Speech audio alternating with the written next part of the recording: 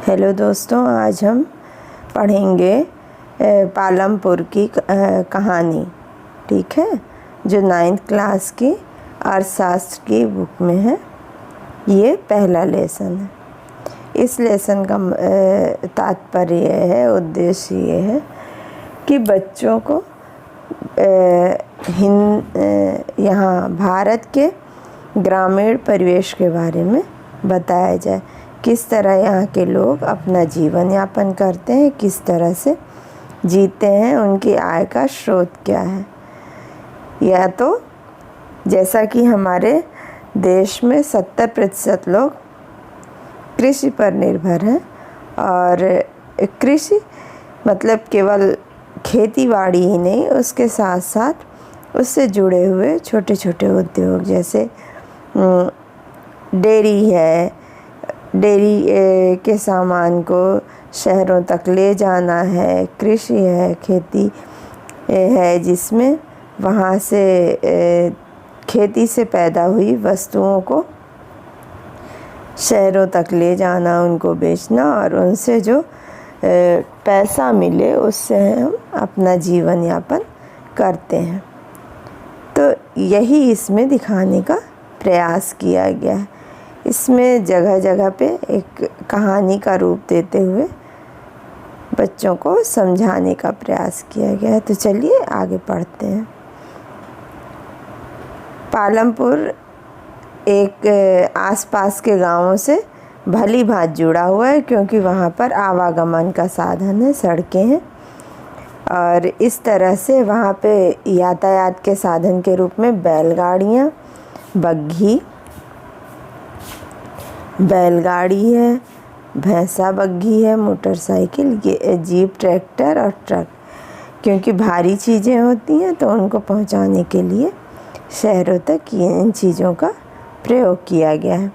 यहाँ पर 450 परिवार रहते हैं, जिसमें अधिकांश भूमि उच्च जाति के पास है। 80 परिवार हैं। ठीक है, 80 परिवार उच्च जाति के हैं, और अन्य जो हैं वो दलित समाज से हैं। दलित मीन्स जो कामकाजी वर्ग है, उनसे हैं। कुछ जनसंख्या का एक तिहाई है, ये कुल जनसंख्या का 1/3 है। वे गांव में एक छोटे कोने में काफ़ी छोटे घरों में रहते। इनका घर क्या है? छोटा है, मिट्टी और फूस से बने हैं। अधिकांश घरों में बिजली है। खेतों में सभी साधन उपलब्ध हैं। ठीक है, जैसे खेती करने के लिए हमें नहरों, नलकूप इत्यादि की व्यवस्था है। पहले तो गांवों में क्या था कि उसका सरकारी लगा हुआ था नलकूप, लेकिन बाद में लोगों ने अपने अपने नलकूप लगवा लिए। 2 प्राथमिक विद्यालय हैं। हाँ, एक राजकीय प्राथमिक केंद्र है, निजी औषधालय भी है, जैसे लोग प्राइवेट प्रैक्टिस करते हैं, इस तरह। उपर्युक्त विवरण में पालमपुर की सड़कें, परिवहन साधन, बिजली, सिंचाई, विद्यालय, स्वास्थ्य केंद्र, पर्याप्त विकसित तंत्र है। इन सुविधाओं की तुलना अपने निकट में उपलब्ध किसी गांव से कीजिए। ये तुलना कीजिए कि क्या चीज़ हमारे गांव में है और क्या चीज़ नहीं है, इसकी तुलना कीजिए। यहाँ कुछ तो गैर कृषि क्रियाएं भी होती हैं, ये भी इस कहानी में दिखाने का प्रयास किया गया है। लघु विनिर्माण, छोटे छोटे उद्योग धंधे लोगों ने लगा रखे हैं। दुकानदारी भी शामिल है आय के स्रोत में, और परिवहन भी, जैसा कि मैंने बताया। इस प्रकार कुछ सामान्य बातें जानने की हैं और उन पर विचार करने की हैं कि क्या गांव में जीवन आरामदायक है। अब है उत्पादन का संगठन। किस तरह से हम अपने कृषि के उत्पादन कार्य को संगठित ढंग से कर सकते हैं। वस्तुओं और सेवाओं के उत्पादन के लिए 4 चीज़ों की आवश्यकता होती। ये मेन पॉइंट है। 4 चीज़ें वो कौन कौन सी हैं इन पर ध्यान देना ज़रूरी है। 4 चीज़ों में क्या है कि भूमि है, श्रम है। भूमि नहीं होगी तो कैसे उत्पादन का कार्य किया जा सकेगा। श्रमिक नहीं होंगे, काम करने वाले लोग नहीं होंगे तो भी उत्पादन असंभव सा है। तो इसलिए और उनके लिए इन सब कार्यों के लिए क्या है, पढ़े लिखे कर्मियों की भी ज़रूरत होती। जब एक संगठित रूप में हमें कार्य करना है तो पढ़े लिखे लोगों की भी आवश्यकता होती है। प्रत्येक श्रमिक उत्पादन के लिए आवश्यक श्रम प्रदान करता है। जो भी उत्पादन कार्य में लगा होता है वो क्या है कि आवश्यक श्रम प्रदान करेगा, जिससे कि उत्पादन को बढ़ाया जा सके। तीसरी आवश्यकता क्या है कि भौतिक पूंजी, ऐसी पूंजी जिसको लगा के हम अपने उत्पादन में वृद्धि कर सकते हैं। ये भौतिक पूंजी क्या होती है, ये देखिए 2 प्रकार की होती है। एक स्थिर होती है और आगे की अस्थिर होती है।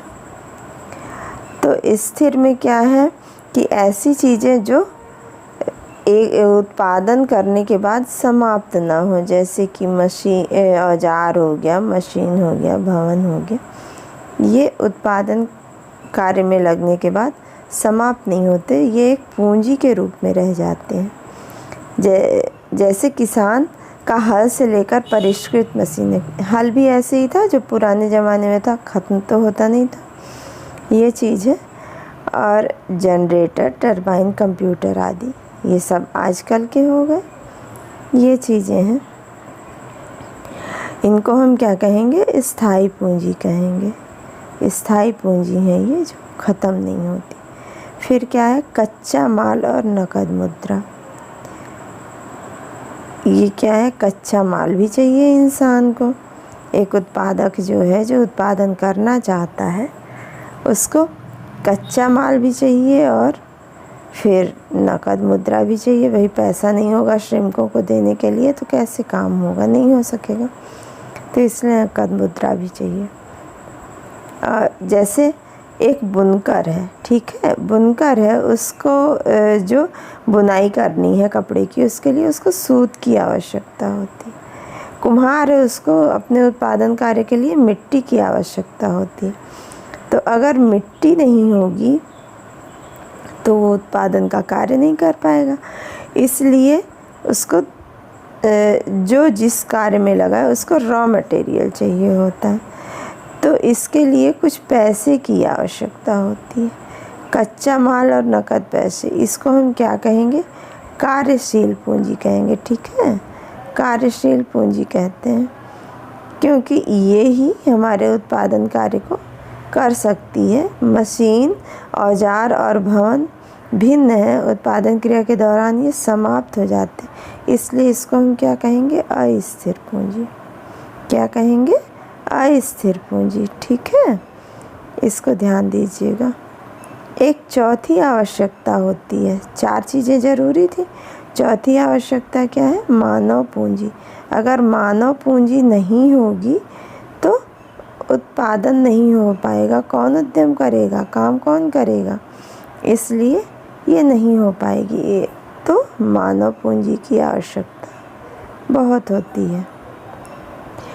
अब यहाँ देखो कि ये कारखाना तो लगा हुआ है, लेकिन कारखाने में अगर श्रमिक नहीं होगा, उत्पादन नहीं करेगा तो उत्पादन संभव ही नहीं है, सामान बन ही नहीं पाएगा। इसलिए ये भी ज़रूरी है। आगे है चित्र में उत्पादन में प्रयुक्त भूमि, श्रम और स्थायी पूंजी की पहचान कीजिए। अब चित्र देखिए और उसमें देखिए कि कौन सी चीज़ें स्थायी हैं और कौन सी चीज़ें अस्थायी हैं। ये आप अपने दिमाग से सोचिए। फिर हो गया उत्पादन भूमि, श्रम और पूंजी को संयोजित करके संगठित होता है, उन्हें उत्पादन के कारक कहते हैं। भूमि, श्रम, फिर पूंजी, इनको संयोजित करके एक साथ काम में लगा करके काम में जब हम लगाते हैं तो इनको हम कहेंगे उत्पादन के कारक। पालमपुर की कहानी पढ़ने के क्रम में हम उत्पादन के प्रथम 3 कारकों के बारे में और सीखेंगे। उत्पादन के कारक जब हम पढ़ेंगे तो उनमें हम प्रथम 3 उद्यम वाले भाग को छोड़ के भूमि, पूंजी, इन सब चीज़ों के बारे में पढ़ेंगे। अब देखिए, भूमि स्थिर है, ये तो सभी कोई जानता है कि भूमि स्थिर है। जब हमारी 75% जनसंख्या, पालमपुर में 75% जनसंख्या की जीविका का आधार खेती है, ठीक है। तो जब ये खेती है तो उसके लिए भूमि तो बढ़ नहीं रही है। तो कृषि उत्पादन में एक मूलभूत कठिनाई क्या है कि खेती में भूमि वस्तुतः स्थिर होती है। भूमि का प्रयोग हम करने के लिए उसको बढ़ा नहीं सकते हैं। तो ये हमारे सामने सबसे बड़ी मजबूरी है। तो 1960 में एक जुताई के अंतर्गत से आज तक 1960 से आज तक विस्तार नहीं हुआ। जो जुताई वाला क्षेत्र था जहाँ हम अनाज उत्पादित करते थे उसका विस्तार नहीं हो पाया। गवर्नमेंट ने इस ओर ध्यान नहीं दिया। बंजर भूमि को कृषि योग्य भूमि में बदल दिया गया था। 1960 में जो क्रिया हुई थी उसके आगे नहीं करी गई पालमपुर में। तो कृषि उत्पादन को और बढ़ाने की गुंजाइश नहीं बचती है, लेकिन फिर भी लोगों ने प्रयास किया हरित क्रांति के द्वारा। भूमि मापने की इकाई क्या है? हेक्टेयर, बीघा, गुंठा। ये क्षेत्रीय इकाइयों में भी प्रयोग किया जाता है। 1 हेक्टेयर में 100 मीटर की भुजा वाला क्षेत्रफल है। इसको आपको तुलना करने के लिए कहा जा रहा है। क्या उसी भूमि से अधिक पैदावार करने का कोई तरीका है? अच्छा, जो भूमि है हमारे पास उससे क्या हम अधिक उत्पादन कर सकते हैं? ये सोचने वाली बात है। इसके लिए क्या है कि यहाँ जिस प्रकार की फसल पैदा की जाती है और जैसी सुविधा उपलब्ध है उन्हें देखते हुए पालमपुर ऐसा लगता है कि उत्तर प्रदेश के पश्चिमी भाग के किसी गांव के जैसे लगता है, जहाँ समस्त भूमि पर खेती की जाती, कोई भूमि बेकार नहीं छोड़ी जाती। और क्या किया जाता है कि ज्वार और बाजरा उगाते हैं कब? बरसात में, खरीफ की फसल में। पशुओं के चारे के प्रयोग के लिए इनको चारे के रूप में इनको प्रयोग किया जाता है। अक्टूबर और दिसंबर के बीच आलू की खेती करते हैं। सर्दी के मौसम रबी में खेतों में गेहूं उगाया जाता है। उत्पादित गेहूं में परिवार खाने के लिए गेहूं रख करके शेष मंडी में बेच आया जाता है। या अब यहाँ पालमपुर के नज़दीक तो रायगंज था तो वहाँ जाके बेच आते थे। गन्ना अपने कच्चे रूप में या गुड़ के रूप में शाहपुर के व्यापारियों को बेचा जाता है, जो वहाँ से लगी हुई मंडियाँ हैं वहाँ बेच जाते थे। इस तरह पालमपुर में लोग जीविका यापन करते थे। अलग अलग 3 फसलें पैदा करते हैं और सिंचाई की सुविकसित व्यवस्था है। पालमपुर में बिजली जल्दी ही आ गई। उसका प्रभाव यह पड़ा कि सिंचाई की पद्धति ही बदल गई। तब किसान कुओं से रहट से पानी निकालकर, पहले सिंचाई की व्यवस्था इसी हिसाब से थी कि कुओं से आदमी पानी निकालता था और खुद से डालता था, लेकिन फिर नलकूप आए और नलकूप ज़्यादा प्रभावी हो गए क्योंकि उनसे हम आसानी से खेतों में सिंचाई कर सकते हैं। 1970 के दशक के मध्य तक 200 हेक्टेयर के पूरे जुते हुए क्षेत्र की सिंचाई होने लगी। पहले इतने बड़े क्षेत्र में सिंचाई होना असंभव था।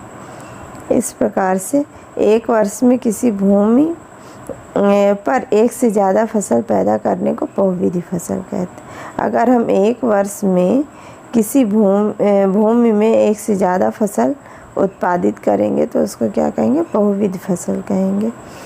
यह भूमि के किसी एक टुकड़े में उपज बढ़ाने के सबसे सामान्य प्रणाली है। पालमपुर में सभी किसान कम से कम 2 मुख्य फसलें पैदा करते। कई किसान पिछले 15-20 वर्षों से तीसरी फसल के रूप में आलू भी पैदा कर रहे हैं। 2 फसल पैदा करी जाती, लेकिन तीसरी फसल के रूप में अब आलू भी पैदा करा जा रहा है पालमपुर में। ये है फसल, गेहूँ हो गया, बाजरा हो गया, गन्ना और आलू।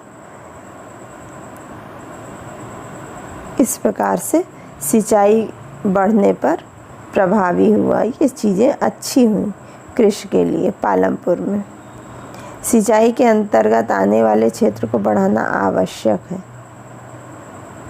क्यों? क्योंकि ये हो जाएगा, सिंचाई क्षेत्र बढ़ जाएगा तो उत्पादन अधिक होगा। 10 लाख मिलियन हेक्टेयर की इकाइयों में भारत में कृषि को दिखाया गया है। सारणी दिए गए आरेख में इसे चित्रित करें। आरेख क्या दिखाता है? अब नीचे चित्र दिया हुआ है, कैसे उत्पादन कार्य हो रहा है उसको देखिए और समझिए। यहाँ पर वर्ष दिया गया है, जुताई का क्षेत्र दिया गया है। जुताई मतलब कृषि योग्य भूमि दी गई है, जो 1950-51 में तो 129 मिलियन हेक्टेयर थी। 1991-92 में 57 हुई, 2001 में 56 हो गई, घट गई। 2010-11 में फिर 56 हो गई, 156 ही रही आई। 12-13 में 157 हुई और 14-15 में 155 हो गई। इस प्रकार से कृषि उत्पादन इस तरह से ज़मीनों के जुताई के क्षेत्र से हम ज्ञात कर सकते हैं। अब ये आरेख दिया हुआ है, चित्र दिया हुआ है, जिसको समझने की ज़रूरत है। 1950 में यहाँ तक हो रहा था। ये जुताई वही चीज़ जो है ना, ये चित्र के माध्यम से समझाया गया है। ठीक है, इसको देखिएगा तो अपने आप समझ में आ जाएगा। बहुत आसान होता है ये। आप पालमपुर में पैदा की जाने वाली फसलों में पढ़ चुके हैं कि क्षेत्र में पैदा की जाने वाली फसलों की सूचना के आधार पर निम्न सारणी को भरिए। अच्छा, अब ये जो नीचे सारणी दी गई है, ये बना करके इसमें फसल का नाम लिखिए और ये खुद सर्च कीजिए और भरिए कि किस महीने में कौन सी फसल होती है। पहली फसल, दूसरी फसल, तीसरी और चौथी, इस तरह से जो बहुविध फसल होती है, ये आप इनका नाम लिखिए और सिंचाई के साधन क्या हैं, किस महीने में काटी गई, ये भी लिखिए। ठीक है। 1960 के मध्य तक खेती में पारंपरिक बीजों का प्रयोग किया जाता था, जिनकी उपज अपेक्षाकृत कम थी। परंपरागत बीजों को कम सिंचाई की आवश्यकता होती थी। किसान उर्वरकों के रूप में गाय के गोबर या दूसरी प्राकृतिक खाद का प्रयोग करते थे। 1960 के पहले तक, ये ध्यान रखिएगा, 1960 के पहले तक ही ये सारी क्रियाएं हो रही थी। अब यह सब किसानों के पास तत्काल ही उपलब्ध थे, उन्हें इनको खरीदना नहीं पड़ता था। ये सारी चीज़ें ईश्वर प्रदत्त थी, उनको खरीदना नहीं पड़ता था। लेकिन 1960 में क्या हुआ कि हमारे यहाँ हरित क्रांति आई और भारतीय किसानों को अधिक उपज वाले बीजों के बीज प्राप्त हुए, जिससे गेहूं और चावल की खेती करने के तरीके भी सिखाए गए। नई बीज थी तो इसलिए, और इससे बीजों को की तुलना कैसे HYV बीजों में एक ही पौधे से ज़्यादा उत्पादन होता है। पुराने बीजों की तुलना नए इन बीजों से करी गई। HYV पुराने बीज क्या थे? जो किसान के खेतों में पैदा होते थे। ये चित्र है अधिक उत्पादन करने वाले 1960 में प्राप्त बीज। फिर ट्रैक्टर आ गया, डीजल हो गया, उर्वरक साधन हो गए, कीटनाशक हो गए, और उसके बाद नहरें, पंप सेट, सिंचाई की व्यवस्था हो गई, बांध और बिजली भी हो गए, जिससे बांध बिजली हो जाने से हमारे क्या हुआ कि उत्पादन में वृद्धि हुई। ये चीज़ें तो क्लियर हैं कि जब साधन होगा तभी हम कोई काम कर पाएंगे। यहाँ पर भी वही है कि फसल का नाम लिखें, माह में किस माह में बोई जाती, कब काटी जाती है और सिंचाई का क्या साधन। आपके गांव के आसपास इसको देखिए और करिए, ठीक है। जो गांव के ना होंगे वो भी अपना जानकारी तो रखेंगे ही।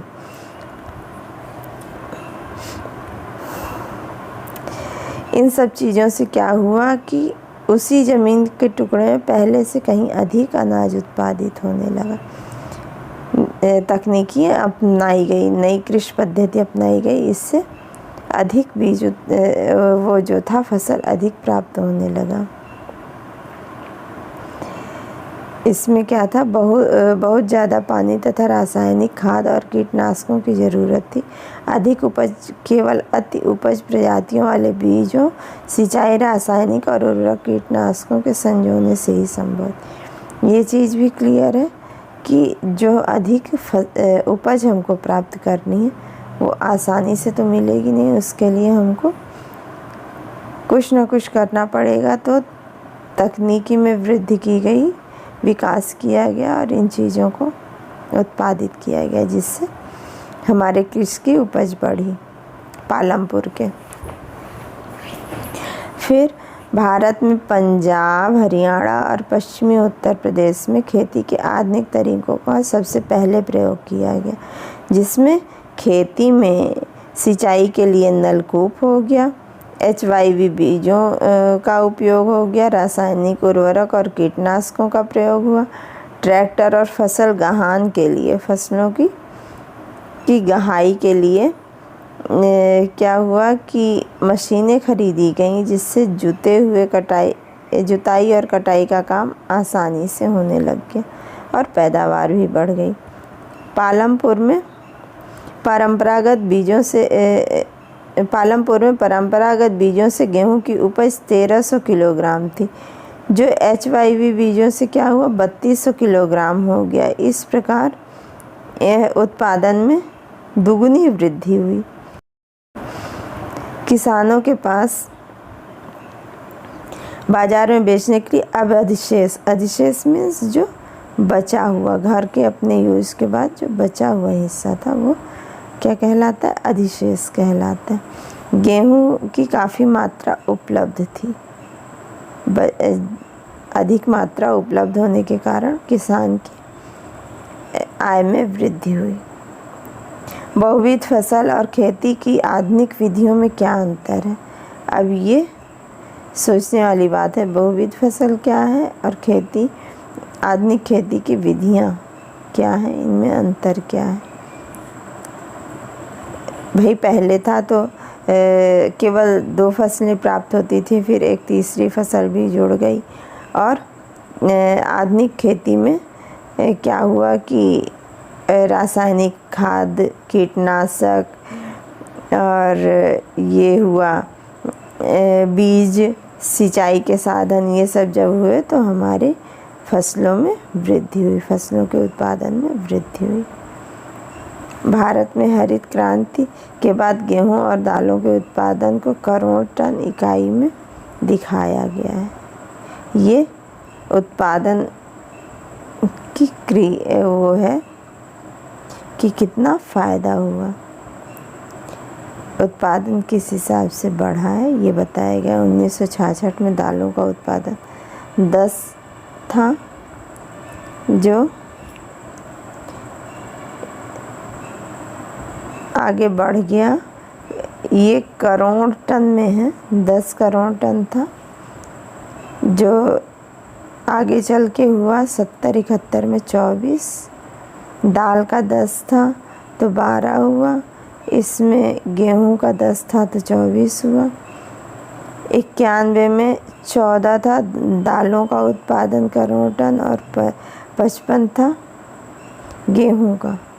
इस तरह से इसमें आप कंपैरिजन कर सकते हैं कि 17-18 में 24 था और गेहूं का 97 करोड़ टन था। ये उत्पादन है।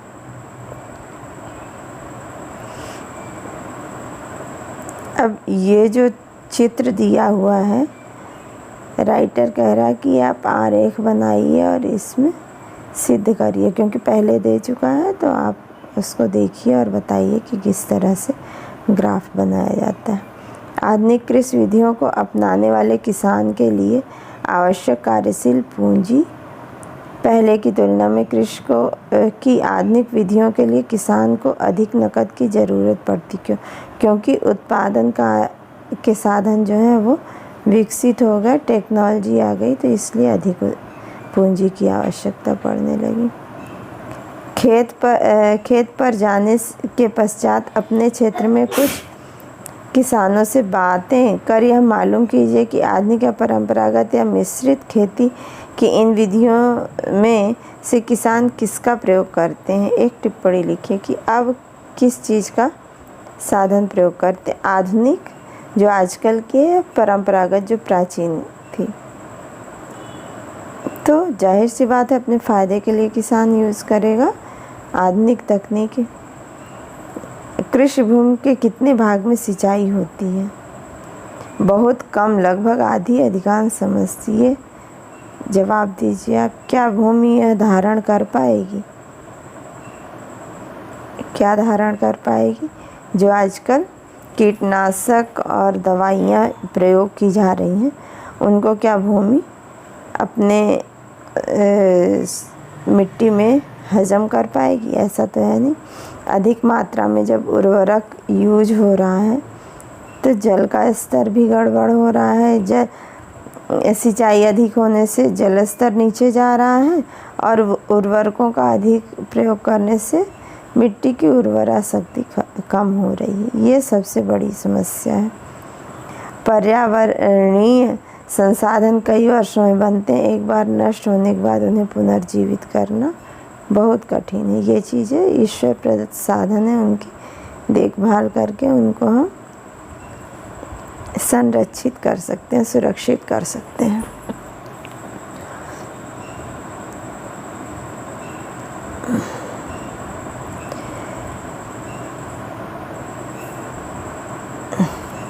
फिर है पालमपुर के किसानों में भूमि किस प्रकार वितरित होती है।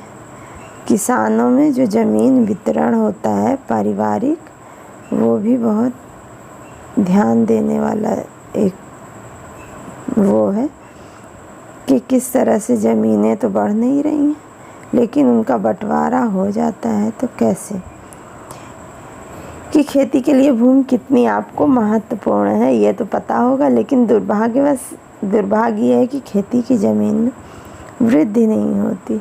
लोगों के पास भूमि पर्याप्त मात्रा में है नहीं। पालमपुर में 450 घर हैं किसानों के, जिसमें इसमें क्या है, चित्र में भूमि का वितरण दिया गया है कि किस तरह से भूमि वितरित हो रही है। पहले क्या था कि ये पूरा ग्राफ समझने की ज़रूरत है।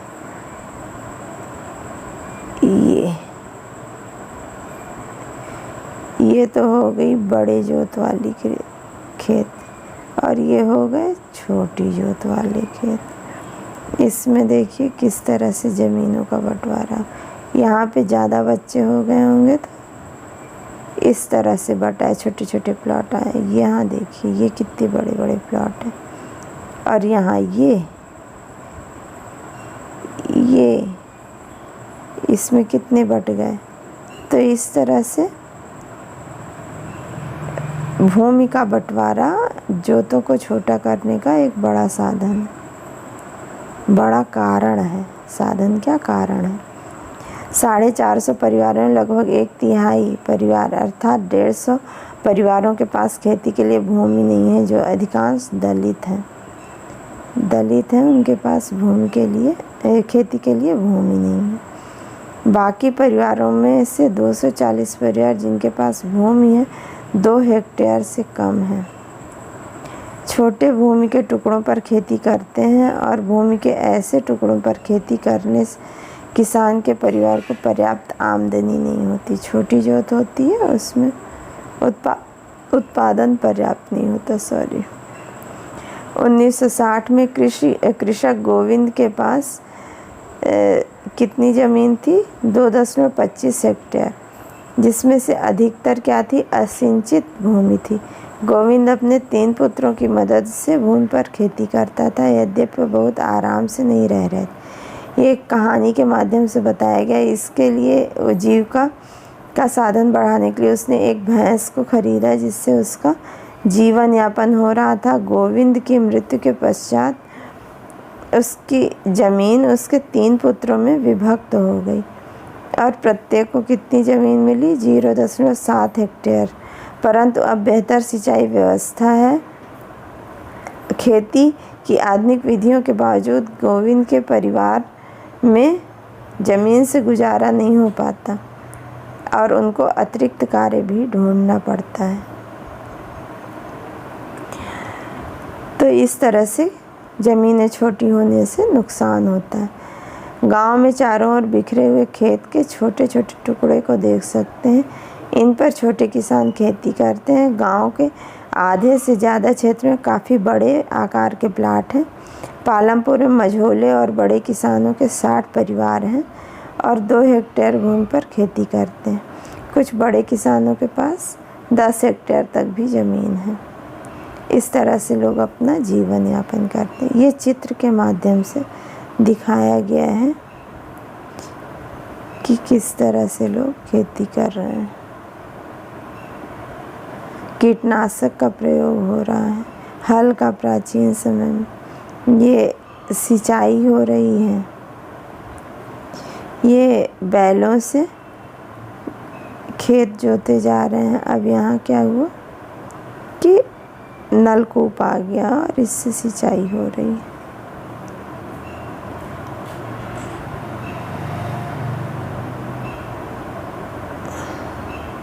अब क्या है, किसानों को इतने परिवार भूमि के इतने छोटे प्लाटों पर क्यों खेती करते हैं? वही बंटवारे के कारण ज़मीन छोटी हो गई। सीमांत छोटे कृषक अब यहाँ दिखाया गया है कि 15% जो हैं वो सीमांत छोटे कृषक हैं और मझोले कृषक 55% हैं। ये जो आंकड़े दिए गए हैं ये pocket book of agricultural statistics 2017 के आधार पर है। State of Indian agriculture 2017। कृषि सहयोग एवं किसानों के कल्याण विभाग की जनगणना 2011 के अनुसार है। श्रम की व्यवस्था कौन करेगा? भूमि के पश्चात श्रम उत्पादन का दूसरा आवश्यक कारक है। खेती में बहुत अधिक परिश्रम की आवश्यकता होती है। छोटे किसान अपने परिवारों के साथ अपने खेतों में स्वयं काम करते हैं। इस तरह वे खेती के लिए आवश्यक श्रम की व्यवस्था स्वयं ही करते हैं। मझोले और बड़े किसान खेतों में काम करने के लिए दूसरे श्रमिकों को किराए पर लगाते हैं। उनको श्रमिक लाते हैं और अपने खेत में काम करवाते हैं। ठीक है, इतना आप पढ़िए और ध्यान से उसको समझने का प्रयास कीजिए आगे का अगले वीडियो में। ठीक है।